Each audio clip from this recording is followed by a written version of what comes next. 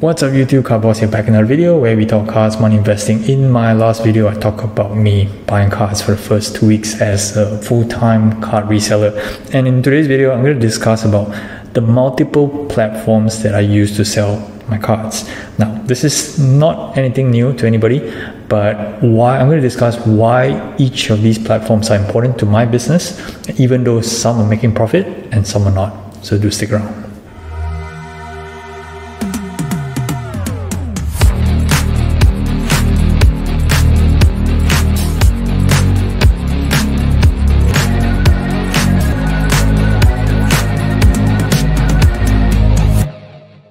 Welcome back, guys. Alright, so when it comes to selling cars or sports cars, each and every one of us use different types of platforms or different kinds of means to sell cars. Some do it online, some go do it at shows or your local shops, okay? But for today, I'm going to talk about specifically online sales, right? Because I'm from Malaysia, so obviously I do a lot of my business. In fact, almost 100% of my business through the internet, okay? Now, when you talk about internet, there is multiple marketplaces that we can use, and of course the most common one is eBay. Of course there are many others as well, like PWCC, there's Godin, MySlabs, and many other ways that we can transact in, okay? So in this video, I'm going to talk about the multiple platforms that I use, and I use all of them concurrently, right? Now, of course, when it comes to choosing the different platforms, each and every one of us have some preferences. So, we take into a couple of things into consideration. There's fees, there's ease of use, and all those things, right? So I'm going to talk about one by one on the different platforms that I use and why I use them, even though I'm losing money on some of them.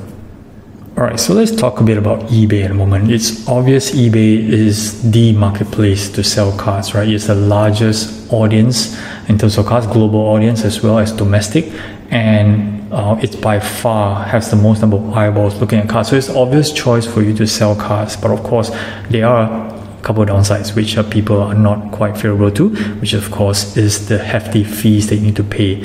But obviously, with a service like that and with kind of broad audience that eBay actually offers, there is a large chunk of fees that you need to pay. And I'm one of those people that do require eBay to get my cars out in the open to a larger audience, right, as compared to some of the other platforms that I actually use. Now, what are the results that I have from eBay? So obviously, for me personally, I put my best cars on eBay. So through the buy now best offer, I do not run any auctions on eBay. I know there are some people advocate auctions are the best because that's where you get actually the highest prices, when some people go bidding on a bidding war on a certain car. But for me, in terms of when I use eBay, I will use the buy now or best offer now. Doesn't mean I don't use auctions, which I'm going to discuss a bit later, but this is the one that's been doing pretty well for me. And in this first 2 weeks that I've run in, I've gone about roughly 32% margin on eBay, and this before shipping. So because it's best offer and buy now, you do get a better grip, a better control on the pricing. And so obviously it comes down to having good inventory to put out there, so you get people to look at your listings and to put it at a good price so that you can actually make a profit out of it. Now, the second platform that I want to talk about is PWCC. Now, I mentioned PWCC a bunch of times on my channel. So I'm an advocate of PWCC as well, and I do use their voting service, as I have a lot of my graded inventory with PWCC, and I operate through PWCC quite a fair bit to have my listings listed on both the PWCC platform as well as the eBay platform through the buy now or best offer. But at the same time, I also put my cars up on the weekly auctions for PWCC. Okay, now you might find that a bit strange, right? Why do I have cars listed on the PWCC weekly auctions as opposed to the eBay auctions, right? So first of all, obviously it's pretty seamless, right? So once you have the cards involved for PWCC, it's easy to just put multiple clicks and which are the cards that goes to the weekly auction.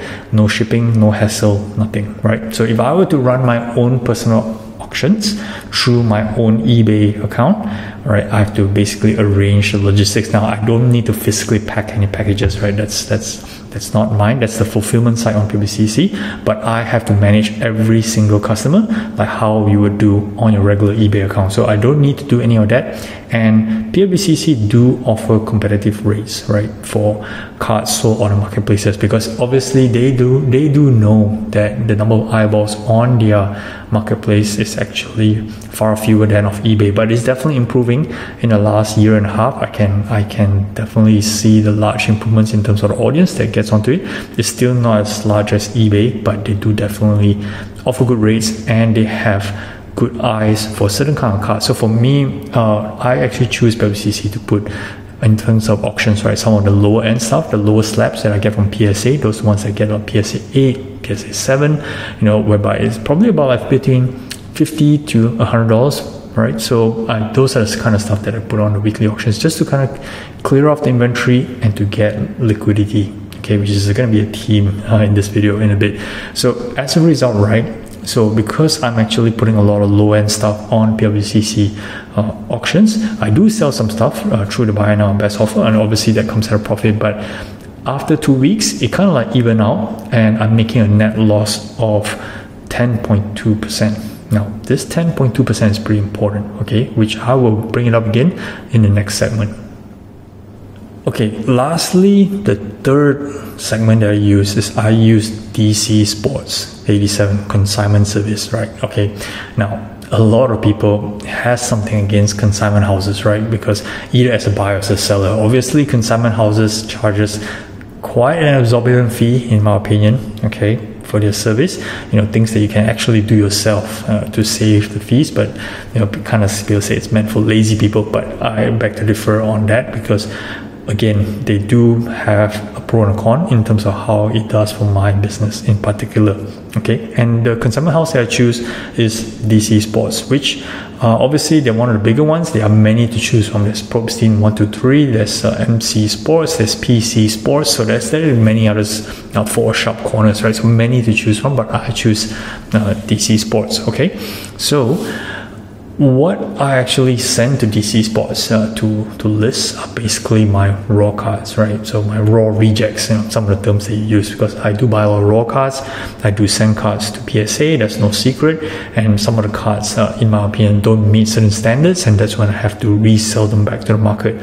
So reselling raw cards through my eBay account from Malaysia, okay, has a bit of challenge. So it's different from selling a graded card, because you have the authentication as well as the grade there, okay, and there is a fixed price. When it comes to raw, it's a bit more subjective because of the condition and all those, right? And of course, being from Malaysia, it's a bit tricky because it's really difficult to get an international buyer or a buyer from the States to buy from international seller myself in Malaysia for a raw card.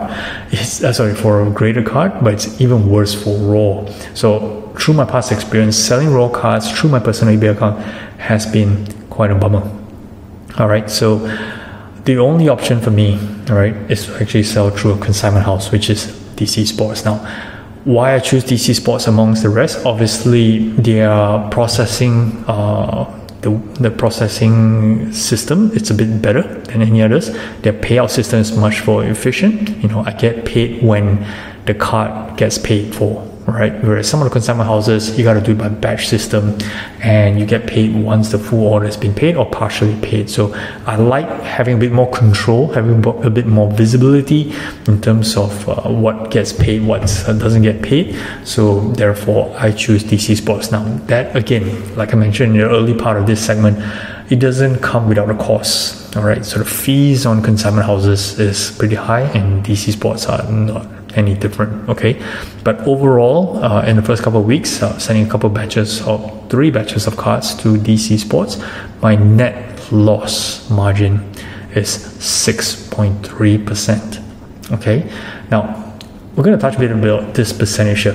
6.3% loss margin and 10.2% on the PWCC loss margin, okay? So when you think about raw cards, for example, you buy a raw card and then you want to take it for grading, but it just doesn't meet standards, and you resell. Now, optimally, you would like to sell it for the price and less fees and get back the money that you actually pay for. That's like the most optimal situation. But sometimes, you know, you get back the card actually sells for whatever it was sold previously or whatever you bought previously before fees. So once you take away, whether is it eBay fees or consignment fees, you're looking at roughly about 15%, 14 or 12%, depending on where you are. Okay, so having my percentage as 6.3% for DC Sports as well as PWCC, right? 10%, because it's the same concept for graded cards. You want to aim for 9s and 10s, but sometimes you get the 8s and the 7s. So you're willing to take a loss on those, grading fees all included. So naturally, when you have these kind of liquidity events, trying to just move cards to get back cash, to recoup back your cash so that you could buy other stuff, you're generally looking at losing between 10 to 15% on average, on these cards that you just want to cycle through. So for my case, using PWCC as well as DC Sports and averaging at 10.2% loss and 6.3% loss, it's pretty decent in my opinion. So now when you put all these three together, right, eBay, PWCC and DC Sports, what you see is basically a little engine that works, right? So I have my best cards listed on eBay, and that's the one that's going to generate the highest margins, right? So again, I can't put raw cards on eBay, which is what I just mentioned to you. So I have it in consignment and just have the money flowing back in and just monitoring closely the percentage levels, right? So if the percentage loss levels are between 10 to 15%, that's generally acceptable to me. Anything better than that, it's a bonus. Same goes for PWCC. Although I do sell some cards through the buy now at a profit, so that kind of distorts the percentage, but most of the time I'm utilizing the weekly auctions just to move cards, okay? And some of them, they do end well, because I do see certain cards go up in prices, so therefore I decide to just put them on auction as opposed to waiting for a customer to buy those cards, okay? So when you put them three together, you kind of see that all three marketplaces are essential for international seller myself. So a person like yourself based in the US, you have the option of just running through one platform of your choice, okay? But for me, because of the constraints that I just mentioned, so therefore I actually need to use all three marketplaces concurrently. And throughout the first 2 weeks, or in fact actually because I've had trial run on this even before I went to this full time, this is actually a winning strategy for me. Bonus comment. So what about other platforms? Do I use Facebook or Instagram? Yes, I do. Okay, but obviously those has a bit of challenge as well, because that's when you get indirect contact with your customer, right? Trying to negotiate, and that's from my own personal experience, a lot of the percentage of deals that actually go through using the social media platforms are actually much lower. Okay, so percentage of sales for me, it's not high coming from these platforms, so obviously I still make a profit on all of it, but it's not significant compared to the other three that I actually use for my business. Alright, so what's the takeaway from this video? Okay, so I'm not advocating anybody to use whether it's eBay or consignment or PWCC, it's not about that. But if you want to be serious and doing this full time like myself, you really need to consider the various strategies for you to move cards, right? It's not just sticking to I just want to do eBay, I just want to go to shows, right? Sometimes you do require a combination of different avenues, okay? And you got to be consistent. The key is consistent to what you do, right? So if like for my case, if you set out a plan that okay, the raw cards are going here, for the raw rejects, you're going to put these kind of stuff on PWCC, these are the stuff that's going to stay on eBay. You got to do it consistently, and you got to stick with it over time in order for you to get the best results. Alright, so that's all I have for this video. Hope you guys got something out of it. Do subscribe, follow my channel. Till the next one, Carboss out.